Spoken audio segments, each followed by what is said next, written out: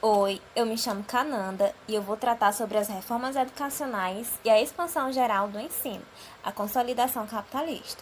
Eu utilizei textos de Karina Lopes.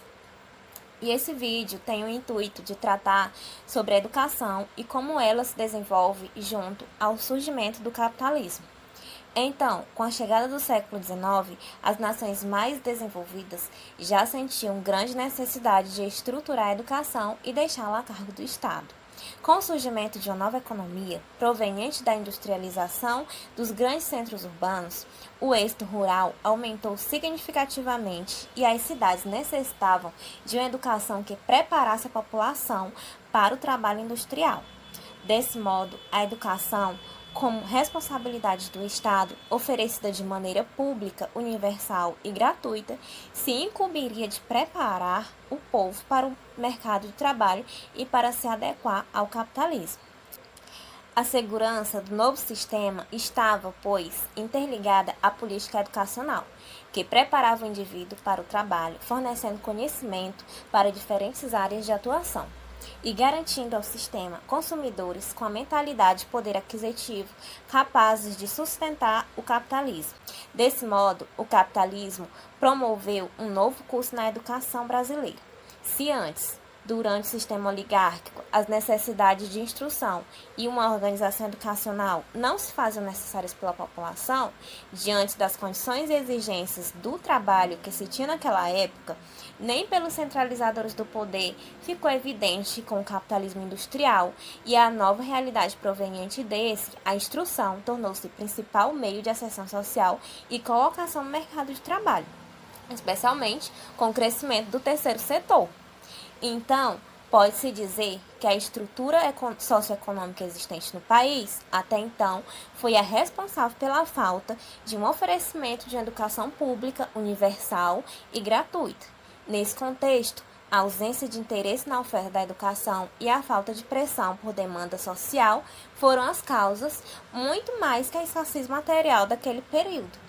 Para o não oferecimento da educação ao povo e a não solidificação de uma política a determinar a prioridade da instrução, a Resolução de 30 resultou, então, no enfraquecimento das oligarquias e no aumento da demanda social de educação e pressão pela expansão do ensino. Em 1945, uma nova Constituição é promulgada, os novos princípios para a educação. Um exemplo é o direito de todos à educação, ao ensino primário obrigatório e gratuito na rede oficial e à assimetria aos educadores. Apesar das mudanças, a legislação educacional anterior vigora até 1961, quando é promulgada a Lei de Diretrizes e Bases da Educação Nacional. Essa lei define e regulariza o sistema de educação brasileira com base nos princípios presentes na Constituição. Além dessas transformações, a ditadura militar resolve o problema da democratização do ensino superior a partir do incentivo à privatização deste grau de ensino. Pode-se dizer que esta privatização deu-se de maneira desordenada, prejudicando a qualidade dos estudos desse grau. Entretanto, da mesma maneira como a expansão capitalista não ocorreu plenamente em todo o território nacional, como também não aconteceu da maneira homogênea, a expansão educacional apenas se desenvolveu nos centros onde o progresso industrial se estabeleceu com maior força, criando assim enormes desigualdades e defasagens entre as regiões brasileiras. Muito além, a disparidade existente na oferta do ensino causou uma luta de classe e a pressão social pela redemocratização da educação, que fez com que o país apenas tentasse conter as exigências da população, oferecendo escolas limitadas e mantendo o caráter elitizante, deixando promover uma política educacional estável e duradoura. O que se verificou a partir daí foi o fato de a expansão do sistema escolar inevitável ter se processado de forma atropelada, improvisada, agindo o Estado mais com vista ao atendimento das pressões do momento do que propriamente com vista a uma política nacional de educação. É por isso que cresceu a distribuição de oportunidades educacionais, mas esse crescimento não se fez de forma satisfatória. nem em relação à quantidade, nem em relação à qualidade. Embora o capitalismo industrial tenha crescido e incentivado a busca pelo ensino, criou-se uma situação de contradição com o velho sistema latifundiário, que persistiu retendo sua própria cultura e valores, preconizando a ignorância das massas. Com isso, a estrutura escolar não sofreu alterações capazes de significar uma mudança quantitativa e qualitativa na oferta da educação. Todas essas mudanças educacionais foram fruto dos acordos assinados pelo Brasil e pelos Estados Unidos. O primeiro e o segundo grau também são atingidos, passando agora a oferecer ensino profissionalizante obrigatório como forma de controlar o acesso ao ensino superior. Somente em 1982, o ensino profissionalizante deixa de ser obrigatório.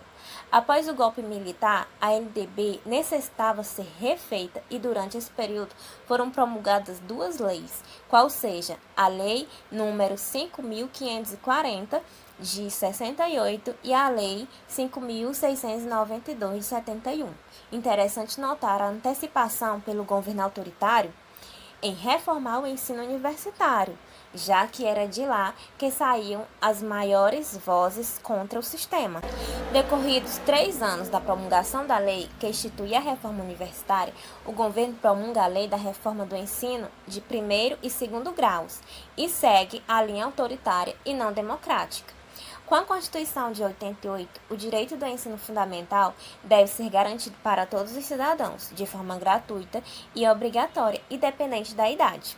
A partir daí, a Lei de Diretrizes e Bases da Educação Brasileira regulamenta o sistema educacional público e privado do Brasil, da educação básica ao ensino superior.